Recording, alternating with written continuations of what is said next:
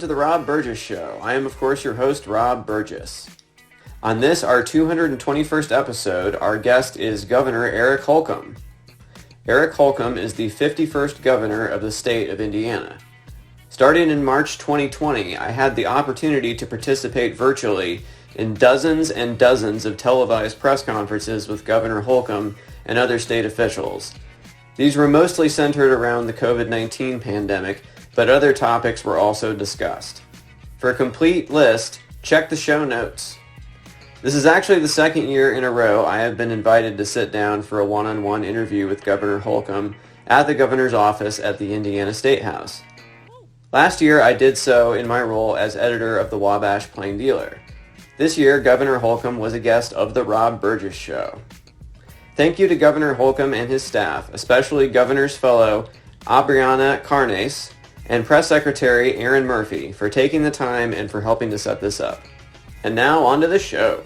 Thank you for taking the time. It's a real honor. Yeah, thanks for coming here. Yeah, I'm sorry to hear you were briefly hospitalized for pneumonia recently. Are you feeling okay now? Or? I wish it didn't take getting sick to feel so good.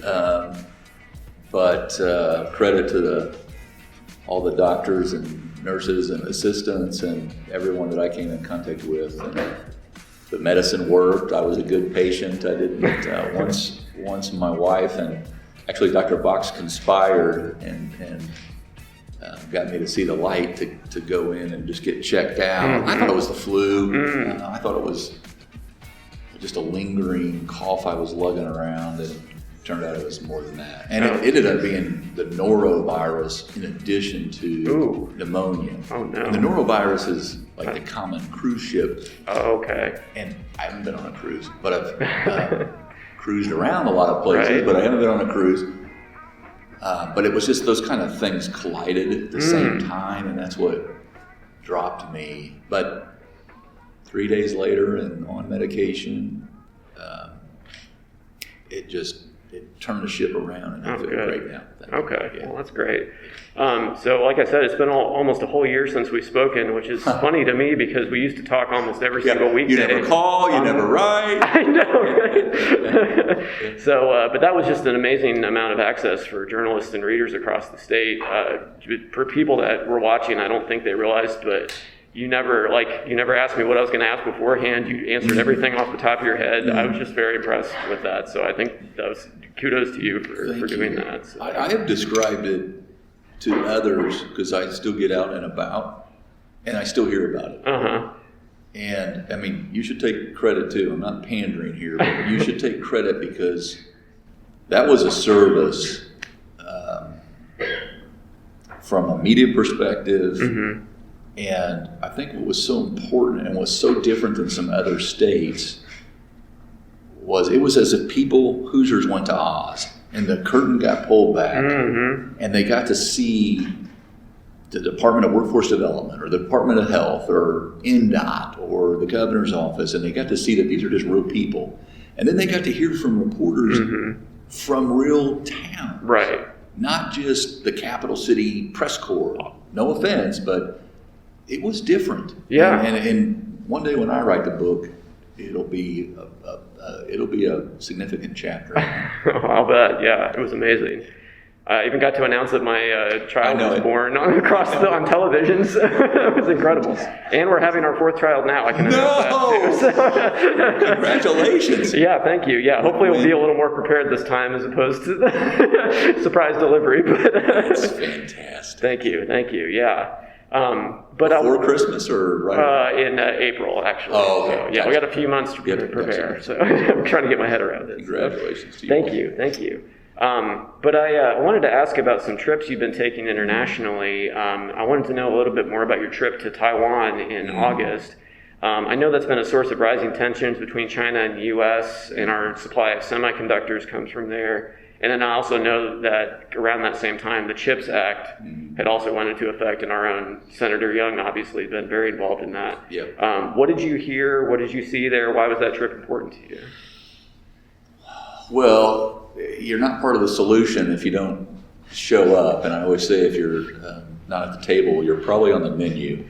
And I'd like to to the extent that we can control our own destiny, which requires you to be present with folks who are trying to solve the problem. This problem was overdependence on a certain source and it not being onshore.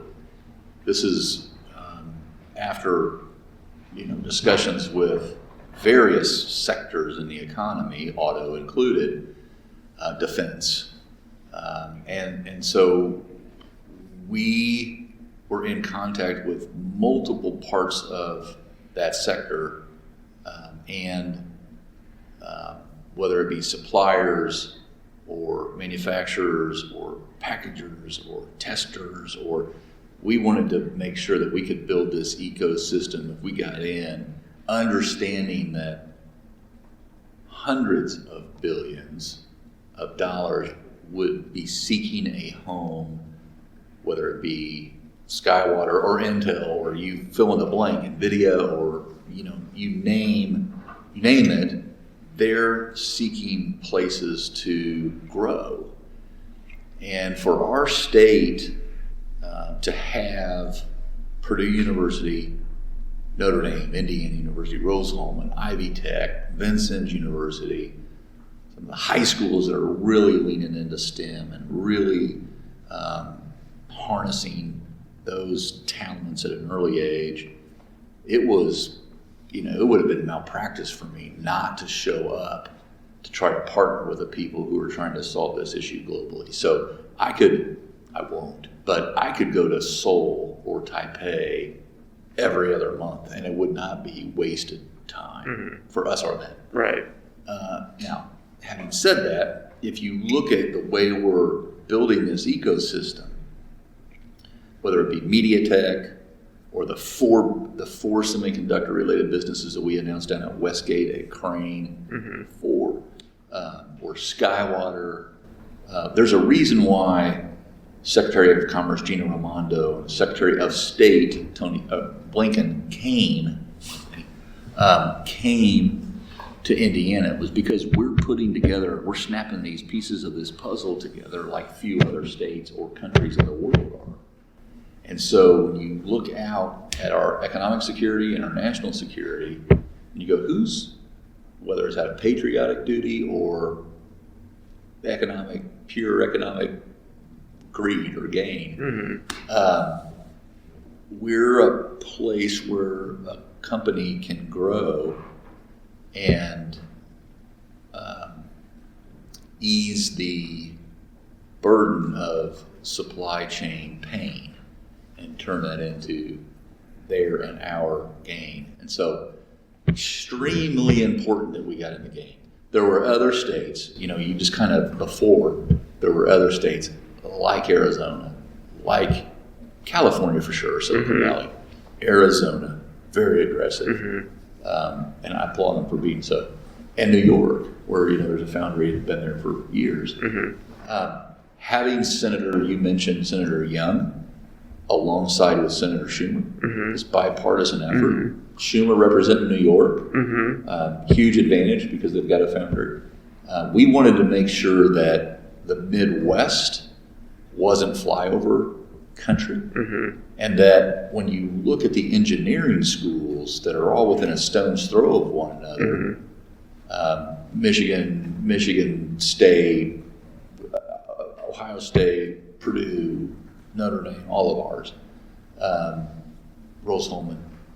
All of a sudden, this is a thriving, beating part of the heartland. Right. But you got to tell the story. And you got to tell the story of GED to PhD talent access, because some of these companies need 70% four-year degrees or PhDs. Some of them need 50%. Like, it's not the same for every one of them. They're making different, whether it be cutting edge or legacy, or is it defense, or is it for your windshield wiper or window. And for a state like Indiana that has such a rich auto heritage, but has seen the transition. My great-grandfather, I got a story of him, an interview he did in 1948. He was a blacksmith in Knox County. And he came over here in the 1800s, late 1800s. Boy, him and his two brothers were blacksmiths. And they talked about the future of smithing in this interview. I'll send you a copy. It's fascinating if you like history, journalism. And he talked about the future of smithing and how he used to shoe hundreds of horses that would come off the train. And he literally said this in the interview. He said, the good Lord gave it and replaced it with rubber. Because he watched the car replace the horse and buggy. And he basically was optimistic about how do we figure out the future of then mobility. And now we're doing that again. And so for these auto manufacturers that are in our state and the tier ones, the tier twos, the tier threes involved in auto production, semiconductors are increasingly, a car is this thing on wheels. And it's connected to everything. And literally, auto manufacturers are trying to figure out how to give you back in maybe 30 minutes in the beginning of your day and 30 minutes at the end of the day, because they're contemplating you can do your last meeting of the day in the car because you're not driving. Right. And so AI drives the Internet of Things. And so if there's an accident, your front fender has already communicated to the auto mechanic and to your insurance company, by the way. And or if you're part of a fleet of trucks making deliveries and you're fueling up, the company already knows, or Cummins engines can tell you what's about to break before it breaks. Definitely. So it's a very exciting, that's a long-winded answer, but it's a very exciting time for a state like Indiana that has prided ourselves in manufacturing to be a leader in research and development and testing, just like we were when the Indianapolis Motor Speedway was built to test engines in the first place. Right. Built for that purpose. And now here we are,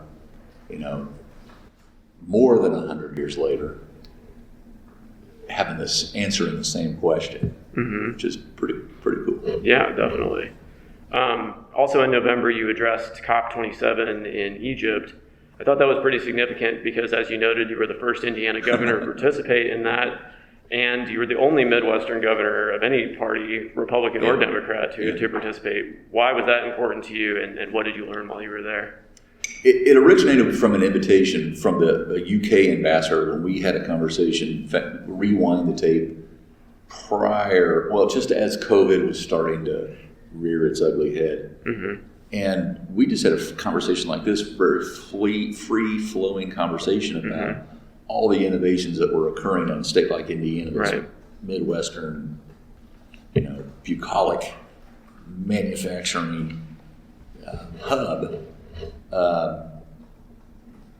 But the innovations that were coming out of our state were exciting. And, I started talking about how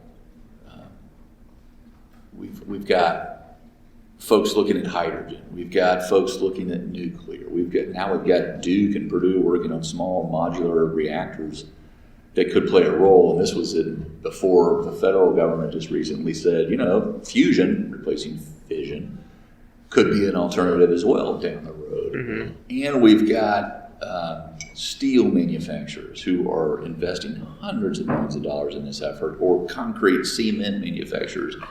And so we were able to go there and talk about innovation, how that will drive improvement, not irrational draconian regulation that maybe sounds good, makes you feel good, but isn't moving the needle. And so we want to do more in terms of embracing and encouraging investing in innovation that's going to move the needle. And that gave me a platform. And I knew it was kind of like walking into the lion's den. If you were unaware, oblivious, or ignorant about our schedule while we were there, who we were meeting with. But when you're, as you're one of the only, you got the place to yourself. And you're talking to, working with GM, who's very important to our state. And working with Heidelberg, who owns Lehigh Concrete, and working with steel manufacturers and our utilities, who all have very lofty goals. Now, how are we going to realize it?